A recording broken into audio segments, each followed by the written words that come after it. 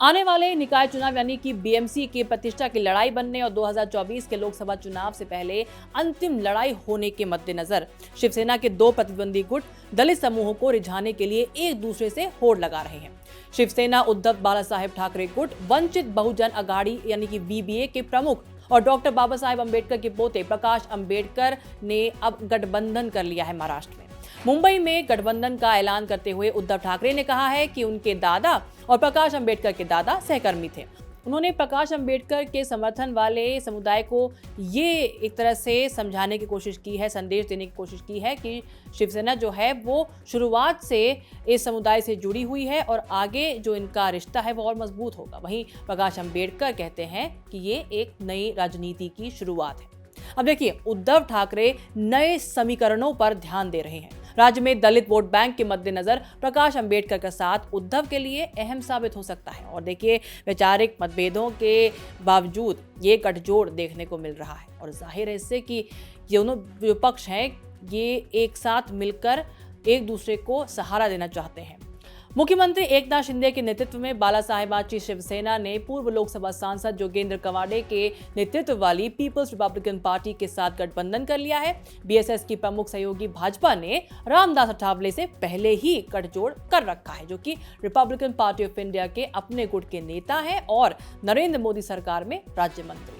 तो मुख्य धारा की सियासी पार्टियां आरपीआई के गुटों को रिझाना चाह रही हैं। इन गुटों में मेनली नवबौद्ध दलित हैं। नवबौद्ध यानी वो महार जिन्होंने 1956 में अंबेडकर के साथ धर्मांतरण कर लिया। नवबौद्ध में राज्य की आबादी का 7 से 8% है और वो दलितों में सबसे बड़े समूह है। इसके अलावा दलितों में सबसे ज्यादा जुझारू समझे जाने वाले नवबौद्धों को किसी मुद्दे पर एकजुट करना आसान होता है, ऐसा माना जाता है। महाराष्ट्र में करीब 59 अनुसूचित जाति यानी एससी समूह है। हालांकि कोई समुदाय एक साथ किसी को वोट नहीं करता, लेकिन विभिन्न आरपीआई गुटों को नवबौद्ध दलितों के बीच समर्थन हासिल है।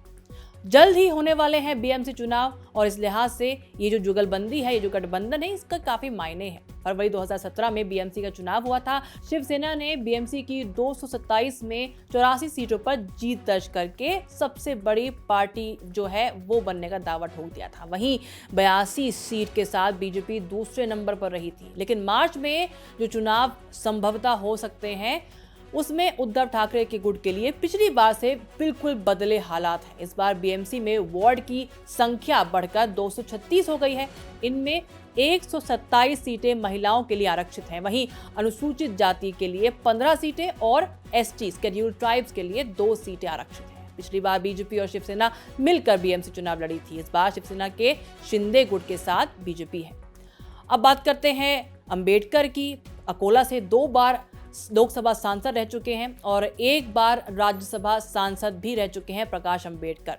उन्होंने मार्च 2018 में अपनी पार्टी वंचित बहुजन अघाड़ी का गठन किया था। महाराष्ट्र के कई संगठन इस अघाड़ी को अपना समर्थन देते हैं। प्रकाश अम्बेडकर की पार्टी ने 2019 में ओवैसी की एआईएमआईएम के साथ गठबंधन करके लोकसभा चुनाव लड़ा था। वंचित बहुजन अघाड़ी ने 48 में से 47 सीटों पर अपने उम्मीदवार उतारे थे और 1 सीट औरंगाबाद पर ओवैसी की पार्टी चुनाव लड़ी थी। इस सीट पर ओवैसी की पार्टी जीत गई, लेकिन प्रकाश अम्बेडकर की जो पार्टी है वो कोई भी सीट जीतने में कामयाब नहीं हो पाई। इसके बावजूद उनको करीब 7% वोट मिले थे।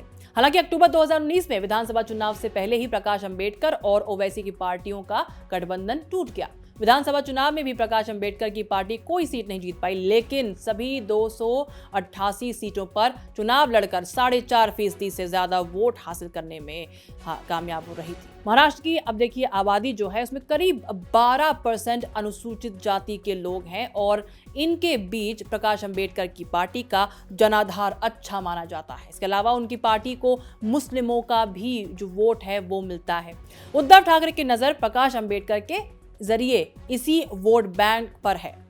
इस गठबंधन के जरिए उद्धव ठाकरे दलित, मराठा, मुस्लिम और ओबीसी के बीच पकड़ बनाना चाह रहे हैं महाराष्ट्र में। साथ ही साथ आगामी चुनावों में कांग्रेस और एनसीपी के साथ नई ताकत को जोड़कर वो बीजेपी शिंदे गठबंधन की कार्ड भी खोज रहे हैं। हालांकि कांग्रेस के साथ प्रकाश अम्बेडकर का 36 का आंकड़ा रहा है। वहीं शरद पवार के प्रति प्रकाश अम्बेडकर का झुकाव रहा है, लेकिन शरद पवार कह चुके हैं कि वो गठबंधन से जुड़े विषय में पढ़ना नहीं चाहते हैं। ये फिलहाल उन्होंने से कहा। शिंदे बीजेपी के साथ महाराष्ट्र में सरकार देखिए अभी चला रहे हैं और उनके मुखिया भी हैं, जबकि उद्धव सत्ता से बाहर हैं। यही नहीं, उनके सामने पार्टी की विश्वसनीयता और बाला साहेब ठाकरे की विरासत को बचाने की भी चुनौती है, क्योंकि दोनों पर एकनाथ शिंदे मजबूती से दावा ठोक रहे हैं। ऐसे में प्रकाश अंबेडकर और उद्धव ठाकरे का साथ आना बड़े संकेत देता है। इस साल राज्य में बृहन मुंबई नगर निगम यानी कि बीएमसी चुनाव होने हैं। फिर अगले साल 2024 में लोकसभा चुनाव और महाराष्ट्र में विधानसभा चुनाव होना है। अगर ये गठबंधन चुनाव में असर डालने में कामयाब रहा तो पार्टी को नई ऊर्जा और आत्मविश्वास देगा।